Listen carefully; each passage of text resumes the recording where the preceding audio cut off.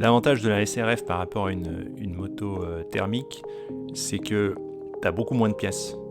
Tu as une batterie, tu as un moteur, tu as une courroie, et c'est à peu près tout. Aujourd'hui, je voudrais te montrer tout ce que j'emmène en road trip, que je parte quelques heures ou une journée. Avant de commencer, je voudrais te montrer ce que j'utilise dans mon garage. C'est pour ça que tu vois toutes ces boîtes, parce que clairement, je pars pas avec ça sur la moto, il n'y aurait pas de place sur la SRF. Je vais te montrer les outils les plus importants que j'utilise dans mon garage, et donc que j'ai voulu absolument emmener avec moi sur la SRF. L'outil que j'utilise le plus souvent, c'est une petite clé à cliquet Facom. Elle est super pratique, super solide. Avec ça, tu peux démonter à peu près tout ce que tu veux sur la SRF. Ensuite, j'utilise un tournevis. Alors, le tournevis, je l'ai acheté chez Vera. Je le trouve très confortable, il n'est pas très cher. Et dès que j'ai fini de desserrer avec la clé à cliquet, en général, je bascule sur le tournevis Vera. J'ai ensuite une boîte d'embout achetée chez Bosch. Ça coûte une douzaine d'euros sur Amazon. Avec cette boîte d'embout, tu as à peu près tout ce dont tu as besoin pour mettre en pièces la SRF. Ensuite, j'utilise un set de clés hexagonales. La marque là, c'est Swiss Tools. Ils sont très colorés, c'est un peu plus cher que ce que tu peux acheter sur Amazon. T'es pas obligé d'acheter ça. Moi, je les adore. Ça fait plus de 10 ans que je les ai. Et c'est vraiment pratique parce que la clé hexagonale, c'est bien, mais des fois, attraper une clé directement pour desserrer un petit truc, c'est encore plus rapide. J'ai une pince multiple. Je m'en sers vraiment pas souvent. J'ai une pince plate. C'est pareil, je m'en sers pas très souvent. J'ai une pince à circlips de chez Facom. Je m'en sers uniquement pour démonter les repose-pieds. Quand j'ai voulu passer des repose-pieds hauts aux repose-pieds bas sur la SRF, ça m'a servi. Ça peut servir aussi si un jour je casse un repose-pied, ça peut arriver.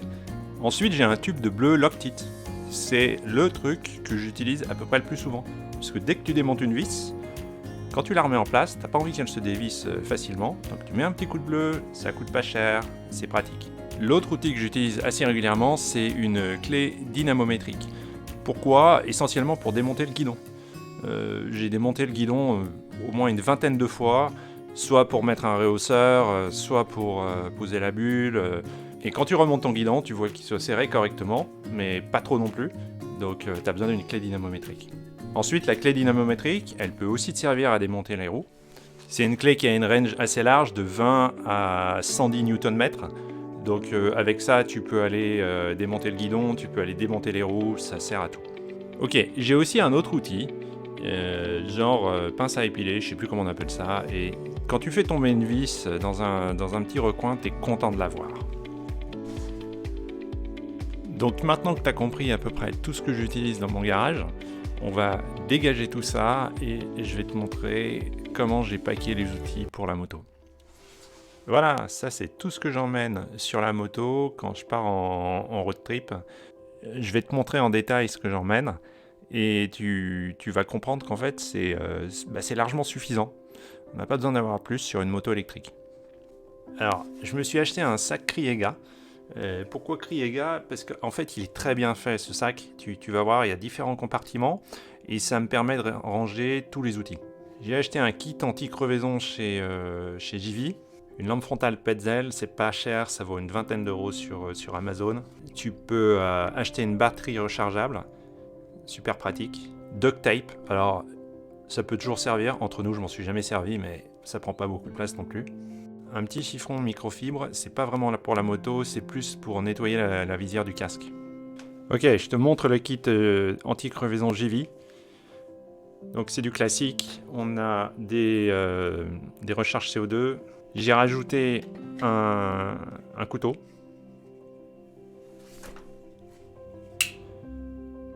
Et puis vu qu'il y avait un petit peu de place dans la boîte, je me suis dit que j'allais mettre un multi-tool. Donc c'est un petit multi-tool Gerber au cas où. Alors qu'est-ce qu'on a dans cette trousse à outils ? Déjà il y a une paire de gants. Tu es au bord de la route, tu dois bricoler ta moto, tu veux pas te salir. C'est pratique d'avoir une paire de gants.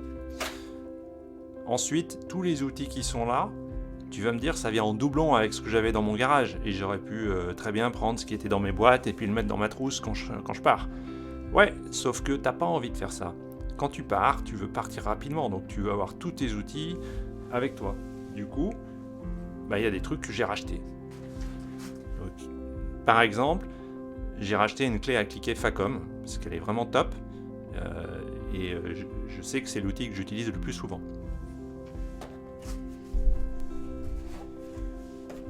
Je me suis racheté un porte-embout. J'ai pas racheté le Vera, j'ai racheté celui-là, il était un peu moins cher. C'est du Swiss Tools.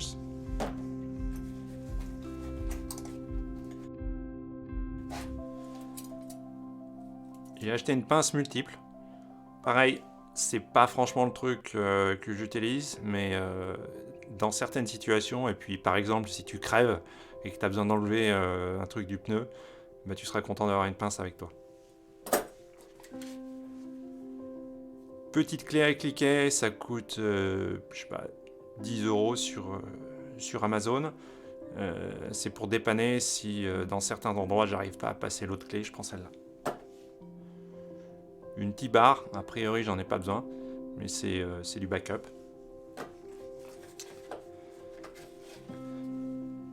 Et là j'ai racheté un set de clés Allen Swiss Tools.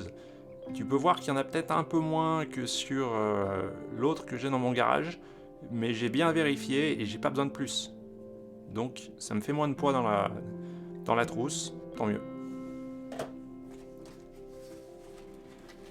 Des colliers Rinsan, ça peut toujours servir s'il y a un truc qui casse sur la moto, tu peux réparer rapidement avec des colliers.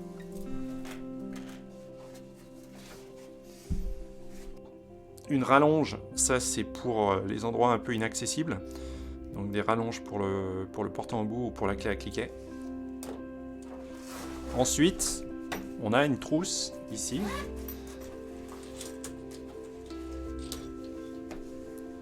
Avec toute une série d'embouts. Alors l'idée c'est simple, c'est plutôt que d'emmener des grosses clés et que ça prenne beaucoup de place, beaucoup de poids, j'ai acheté des embouts. Donc ça c'est un set hexagonal. Ça c'est un autre set qui a priori va jamais me servir, mais bon, ça prend pas beaucoup de place. Là on a deux adaptateurs. On a un adaptateur 1,5 vers 1/4. Et ensuite, on a un autre adaptateur qui fait exactement l'inverse, 1/4 vers 1,5. Je vais t'expliquer pourquoi. Ensuite, je me suis acheté un porte-embout là pour des embouts spécifiques. J'ai regardé en détail sur la moto les écrous que je change le plus souvent. Donc le guidon, les écrous vers le guidon, les écrous vers le siège, les écrous vers le support de top case, les écrous qui tiennent la bulle, voilà. Et en fait, j'en ai pas besoin réellement de plus que ce qui est là. Le dernier truc, c'est une T-bar pour pouvoir démonter la courroie. Voilà.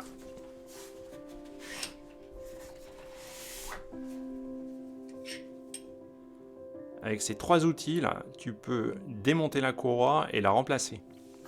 Il y a un embout Torx, une clé de 13 et une clé de 27. Je ne vais pas t'expliquer comment changer la courroie, il y a des vidéos très bien faites sur internet qui t'expliquent comment faire, notamment sur la SRF. Je te mettrai les liens en description. Voilà. Donc là, tu peux voir que dans ma trousse, j'ai tout ce qu'il faut, hein, puisque qu'est-ce qui peut m'arriver sur la route? Casser la courroie, donc il va me falloir des outils. Et puis sinon, le reste, c'est de la petite maintenance. Ok, alors comment est-ce que je transporte tout ça sur la SRF?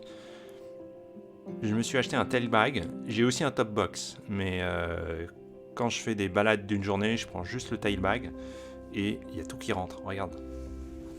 En plus de ça, je mets une petite boîte à pharmacie avec un peu de paracétamol, des bouchons d'oreilles.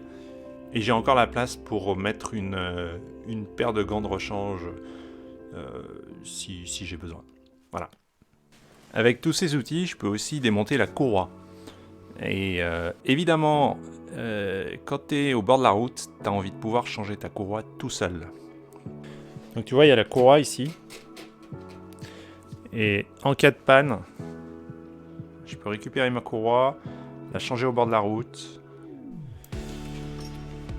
Sous le siège de la moto, je transporte aussi une clé avec quelques embouts. Ça, c'est juste au cas où je suis parti sans rien. Ouais, si tu as un rétroviseur qui bouge, par exemple, et que suppose la bulle, elle se desserre, ou il y a un petit truc à resserrer, je suis toujours content d'avoir un petit outil avec moi.